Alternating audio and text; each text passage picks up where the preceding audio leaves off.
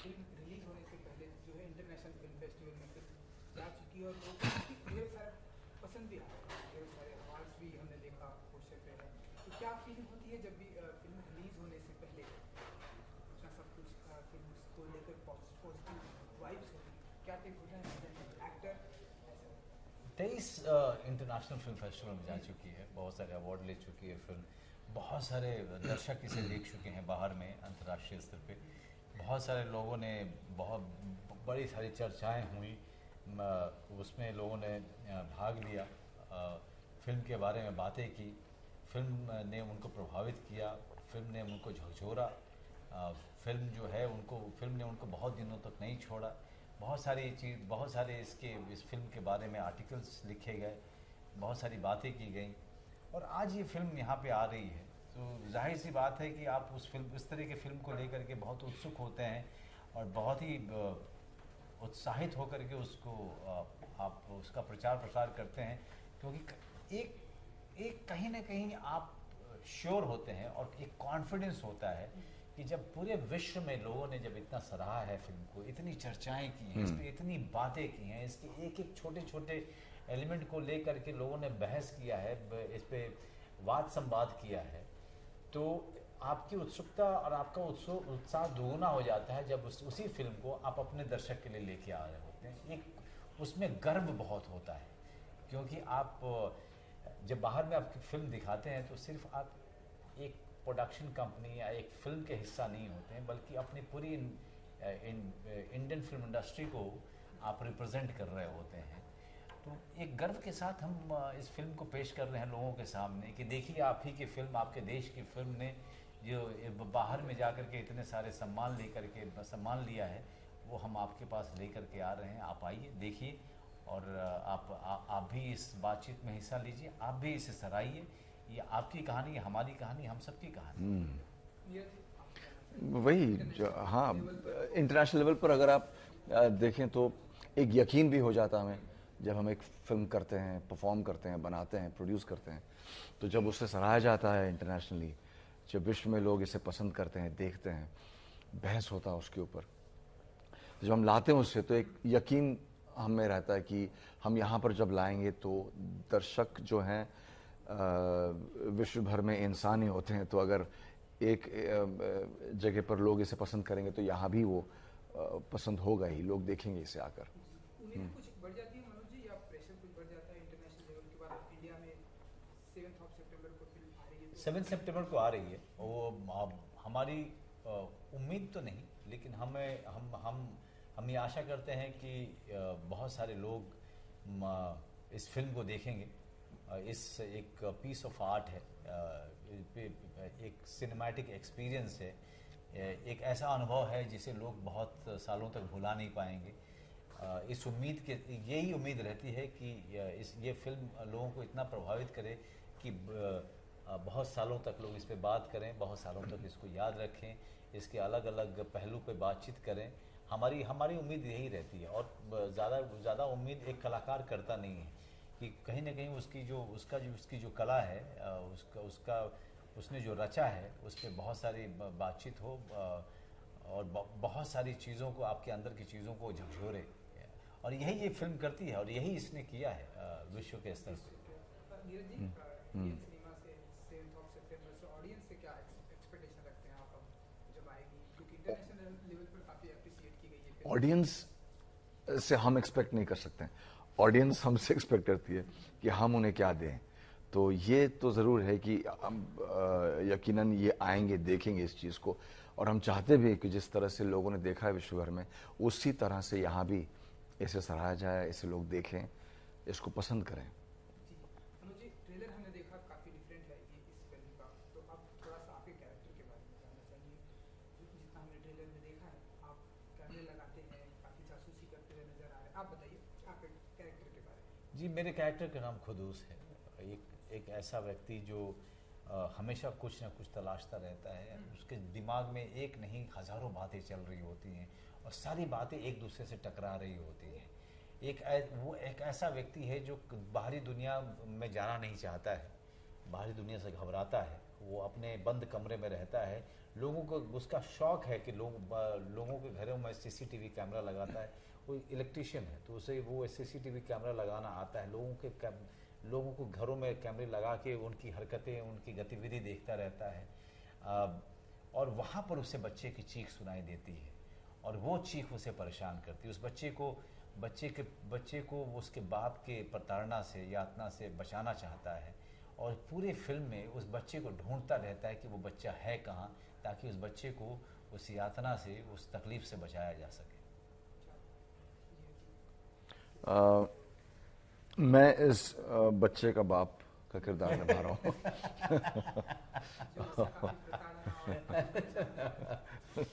तो एक तरह से आप तो ये है मेरा किरदार। और ये जो वायलेंस जिस तरीके से हमने इसे फिल्माया है और जो ये किरदार करता है इस बच्चे के साथ, इसे हम चाइल्ड अब्यूज़ एक तौर पे कह सकते हैं, और एक और होता है कि हम आम तौर पर इन चीज़ों को करते जा रहे हैं सदियों से, और ये चलता रहेगा, ये सिलसिला ये रुकने वाला नहीं है।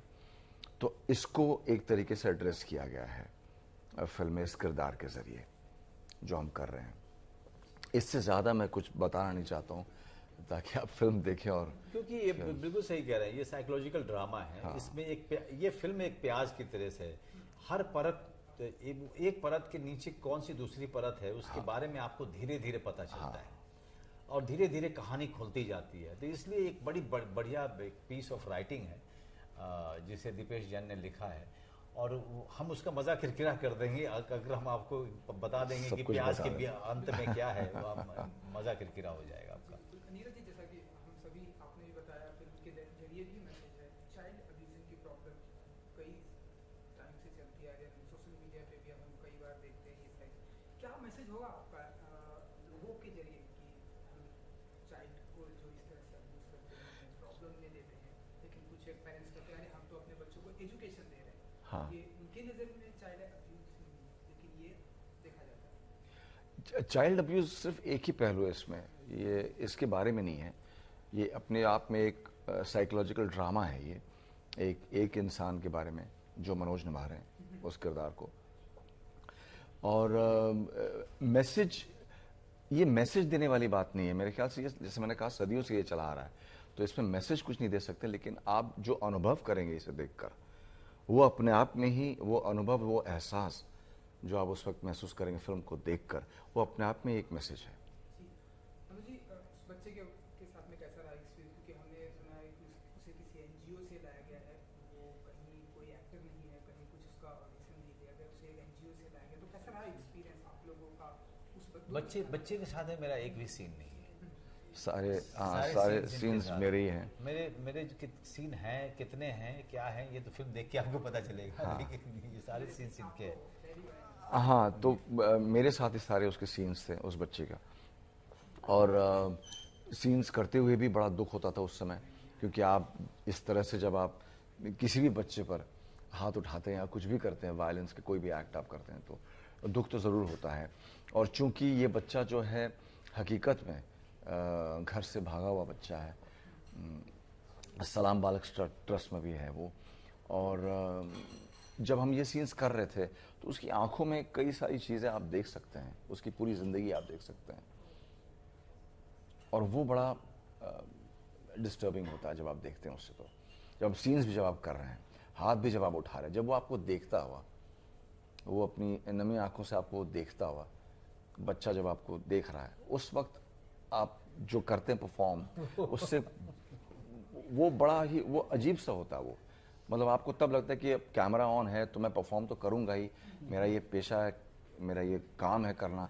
लेकिन जब आप करते हैं तो आप इंसानी तौर पर अपने आप को भी रोकते हैं कि मैं इसको करूं क्या, इसको लेकर। और जब आप परफॉर्म करने के बाद भी, मेरे साथ तो ये हुआ कि कई रातें मैं इसके बारे में ना ही सिर्फ सोचता रहा, पर इस पर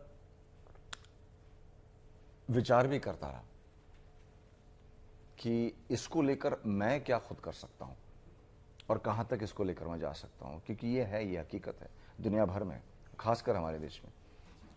तो ये फिर क्या होता है, फिर पेरेंटिंग क्या होता है, फिर वायलेंस क्या है, फिर ये जो बच्चे हैं जो भाग जाते हैं, कहाँ तक ये अपने आप में सही हैं या गलत हैं, हम इन्हें क्यों दोषी ठहराते हैं? क्योंकि ऐसे अगर हैं पेरेंट्स, ऐसे बाप हैं, तो क्या बच्चा भागेगा या नहीं, वगैरह वगैरह वगैरह, इससे कई सारे सवाल पैदा होते हैं, उठते हैं। तो उस पर आप अमल करते हैं। तो ये बात हुई ये सीन्स करते हुए। और आज भी जब मैं आपसे बात कर रहा हूँ तो आज भी वो डिस्टर्बिंग लगता है। अगर वो बच्चा भी आ जाए मेरे सामने तो लगातार वो जो विचार है वो आते रहेंगे। बिल्कुल। जी, सेट के दौरान, शूट के दौरान कोई ऐसा वाक्य जो आप शेयर करना चाहेंगे कि दिल्ली में शूटिंग हुई है? जी, बड़े कमाल की घटनाएं घटी हैं उन गलियों में। और कई बार तो ज़्यादातर समय में, चूँकि मेरी वेशभूषा ऐसी हो गई थी कि ज़्यादातर समय में तो लोगों को एहसास ही नहीं होता था कि ये मनोज बाजपेयी जा रहा है। तो ज़्यादातर समय में मैं बिल्कुल अकेला होता था। कभी किसी को आता पता नहीं चल पाता था कि उनके बगल से एक एक्टर जा रहा है। लेकिन कुछ एक समय में ऐसी हरकतें हुई जो आपको हंसा भी देती हैं। एक समय ऐसा हुआ था कि पूरे गली को, एक सुनसान सी गली थी, उसको लॉक किया गया और जो दरवाजे से लोग बाहर निकलते रहते हैं वो उनको भी कहा गया कि भाई रुक जाइए, हम लोग शॉट ले रहे हैं। तो एक लड़का अचानक बीच से निकला और वो बिना किसी की बात सुने हुए, वो करीब 22-23 साल का लड़का था, वो बिना किसी की बात सुने हुए अचानक से जो है मेरी तरफ चलने लगा और उसने कहा कि मुझे जाना है काम से, मैं तो जाऊंगा, आपको जो करना है कर लीजिए। तो हमने भी कहा कि भाई जाओ, अब इतनी दादागिरी करोगे तो अब क्या है, तुम्हारी गली है, आप जाइए। अब वो जब निकल के जा रहा था, जाते जाते मेरे बगल से गुजरा और मेरे पिछवाड़े पे उसने जोर से मारा। मार के भाग गया।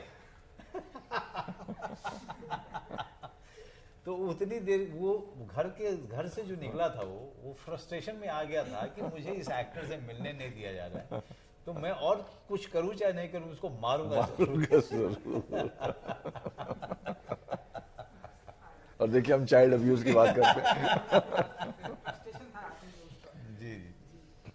इसके अलावा भी आपकी एक वेब सीरीज आ रही है, अगर कुछ शेयर करना जी, उसका नाम है द फैमिली मैन। अगले साल अमेजोन पे आएगी, 200 कंट्री में उसका स्ट्रीमिंग होगा अप्रैल मई में। अभी हम लोग उसकी 1 महीने की शूटिंग और बाकी है, जो मैं अब जा रहा हूँ कुछ एक दिन में, सिर्फ रिलीज़ के ठीक पहले निकल जाऊँगा मैं।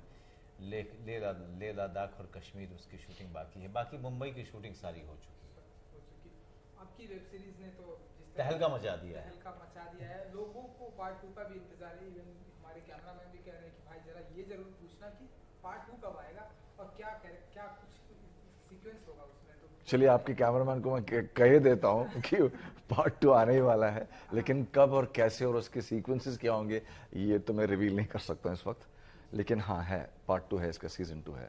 चलिए मनोज जी, 7 सितंबर, धीरज जी 7 सितंबर, क्या कुछ आपके फैंस के लिए? मैं आप सारे दर्शकों को सिर्फ इतना कहना चाहूँगा कि आप लोगों की जानकारी के लिए बता दूं कि गली गुलियाँ 7 सितंबर को आ रही है।